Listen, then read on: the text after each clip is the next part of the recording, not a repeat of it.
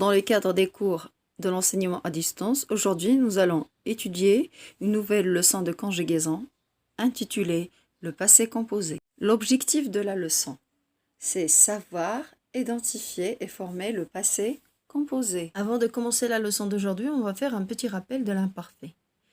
Sur l'axe du temps, l'imparfait, bien sûr, se situe au début de l'axe du temps, donc parce que c'est un temps du passé.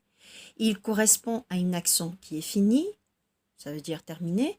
Pour construire l'imparfait, bien sûr, pour les verbes du premier groupe, on enlève la terminaison de l'infinitif et on ajoute les terminaisons de l'imparfait successivement. AIS pour je, AIS pour tu, AIT pour il, IONS pour nous et IEZ pour vous et AIENT pour il. Pour les verbes du deuxième groupe, ils se conjuguent comme le verbe finir. Je finissais, tu finissais, il finissait, nous finissions, vous finissiez, il finissait. Après ce petit rappel de l'imparfait, on va passer au passé composé. Comme son nom l'indique, est un temps du passé. Elle exprime donc une action ou un fait qui a déjà eu lieu au moment où l'on parle.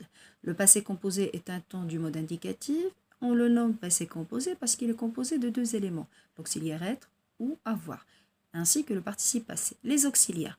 L'auxiliaire est un verbe qui aide les autres. Il sert à conjuguer correctement les autres verbes. Et dans notre cas, à bien accorder le participe passé. Au passé composé, l'auxiliaire être ou avoir est toujours conjugué au présent de l'indicatif. Donc, un rappel de la conjugaison des auxiliaires au présent, on a être, je suis, tu es, il, elle, en est, nous sommes, vous êtes, il ou elles sont. Avoir, j'ai, tu as, il a, nous avons, vous avez, ils ont. Voilà. On passe pour le participe passé. Le participe passé est une forme conjuguée du verbe qui varie selon le verbe. Attention, avec l'auxiliaire être, le participe passé s'accorde avec le sujet. Lorsque le participe passé est employé avec l'auxiliaire avoir, il ne s'accorde pas avec le sujet.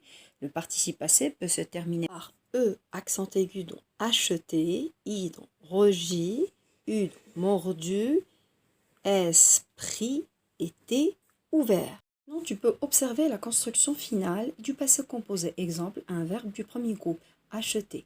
J'ai acheté, tu as acheté, il a acheté, nous avons acheté, vous avez acheté, ils ont acheté. Tu remarques que l'on emploie l'auxiliaire avoir ainsi que le participe passé en E, accent aigu. Tous les verbes du premier groupe ont un participe passé en E, accent aigu. Un autre exemple. Un verbe du deuxième groupe, grandir. J'ai grandi, tu as grandi, il a grandi, nous avons grandi, vous avez grandi, ils ont grandi. Autre exemple, cette fois-ci avec un verbe du troisième groupe, partir. Je suis parti, tu es parti, il est parti, nous sommes partis, vous êtes partis, ils sont partis. Il y a un E qu'on vous remarquez entre parenthèses parce que l'accord sera effectué soit au masculin soit au féminin, cela dépendra du sujet et de l'auxiliaire employé. Bien, on passe pour le passé composé du verbe avoir. Il est formé de l'auxiliaire avoir au présent et du participe passé, eu. J'ai eu, tu as eu, il a eu, nous avons eu, vous avez eu, ils ont eu. Le passé composé du verbe être. Il est formé de l'auxiliaire avoir au présent et du participe passé, été. J'ai été, tu as été, il a été, nous avons été, vous avez été, ils ont été. Maintenant, on passe pour un petit exercice. Conjugue le verbe finir au passé composé. Donc, prenez une feuille. Allez-y. Bien. On passe pour la correction. J'ai fini, tu as fini, il a fini, nous avons fini, vous avez fini, ils ont fini. On passe maintenant à un autre exercice. Dans les formes conjuguées ci-dessous, trouve le verbe qui n'est pas au passé composé.